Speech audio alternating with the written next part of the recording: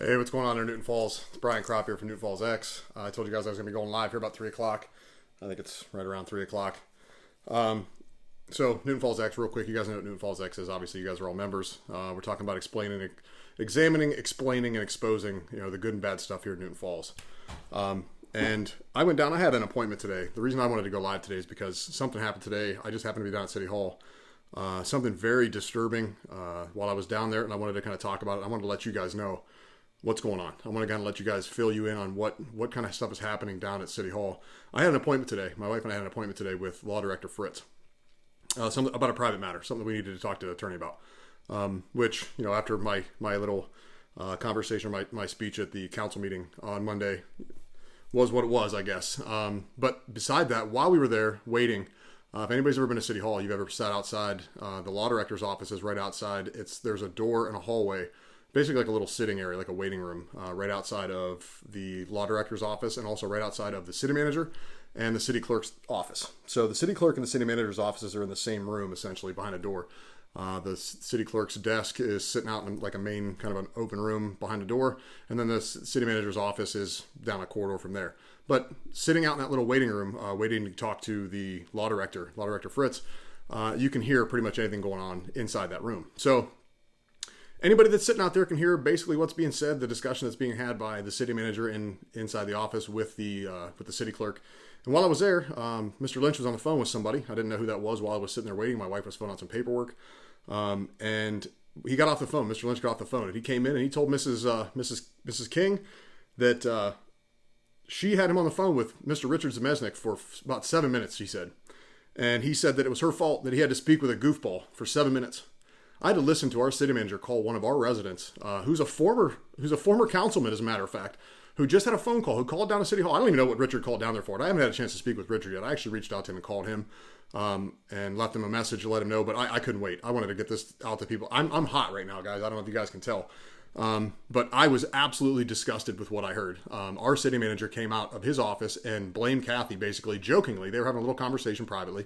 Didn't realize anybody was sitting out there. Certainly didn't realize I was sitting out there. So he proceeded to call Richard a goofball and blame Kathy for having him on the phone for 7 minutes to talk to him. And then he proceeded to talk about how he went through the Gardner contract because I've been questioning. I've got a little list of things I want to talk about here so I don't get off track. I've been speaking very adamantly and passionately about this Gardner contract. And I spoke about it at the council meeting. I spoke with Dave multiple times this weekend. The reason I spoke with Dave on Saturday, I spoke with him a couple times because the full agenda. Sorry about that, guys. I had a phone call right there. Actually, that was one of our former councilmen. I'll have to get back with him here shortly. Maybe I think he's in this group. Maybe he can jump on and watch. I didn't see him jump in yet. But this weekend, if anybody knows our charter states that our full agenda has to be submitted and disseminated. It has to be either put in the newspaper, put online, or shared on the website or wherever for the public to see by Saturday at noon prior to a council meeting. So council meetings are on Monday. The agenda has to be turned in by Saturday at noon. The agenda wasn't on the website at Saturday at noon. I reached out to David about 12:30 to let him know that that was against charter, that they didn't submit that. He reached out. I think he made a post, said something about the webmaster wasn't available, so they couldn't get that information submitted. Yada yada yada, whatever. So that happened. He reached out and tried to share it with whoever wanted to get the information. I think Councilman Alberini actually sent me a copy of the full agenda. They had it. It just wasn't posted on the website, which is against charter. So I reached out about that. And I also reached out to my councilman, Councilman Zachary Savette, who's in our first ward here. I reached out to him on Monday as well and spoke with him at length because I've been doing a lot of digging into the contract with the Gardner company as far as these automated meters and stuff because of this advanced metering infrastructure that the city's going to be putting in, that this contract was just approved on Monday. So I called my councilman to express my concerns and also ask a handful of questions because there was a lot of information that was not in that contract. And if anybody watched the council meeting, I touched on a lot of this stuff and brought it up with council and asked them these questions. Never got any answers. As a business person and somebody who's done contracts and looked at contracts and is involved in that kind of stuff a lot, and I spoke with other people that do contracts and stuff regularly as well. When you put a contract together, the language when you put that contract together and the information, the itemized breakdowns of goods and services is all included. You don't sign a contract or approve a contract and then once the contract is approved, then you share all the information. And what I'm referring to is when I question council and I questioned my councilman on Monday before the meeting, none of that information as far as how much each meter cost, these electric and gas or electric and water meters, how much they were going to cost, how much the city was going to pay per year. So this is a $3 million contract that the city just approved.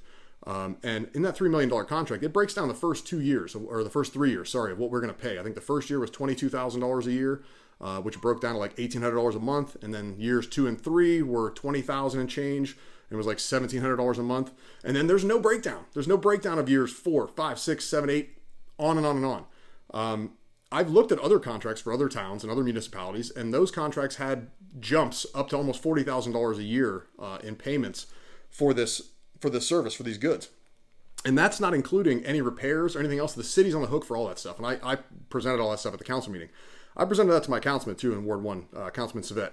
He didn't, and I contacted him yesterday, I believe it was, a couple times after this meeting and told him how I felt. I was very disappointed. I talked to Mr. Lynch, told him how disappointed I was with him for advocating for this and not being able to provide me with the information that I asked for, including, the cost to the city, what it's going to cost years 4 and on, how much the meters cost, why that stuff's not included in the contract. No one could answer me. Literally no one could tell me what that stuff was.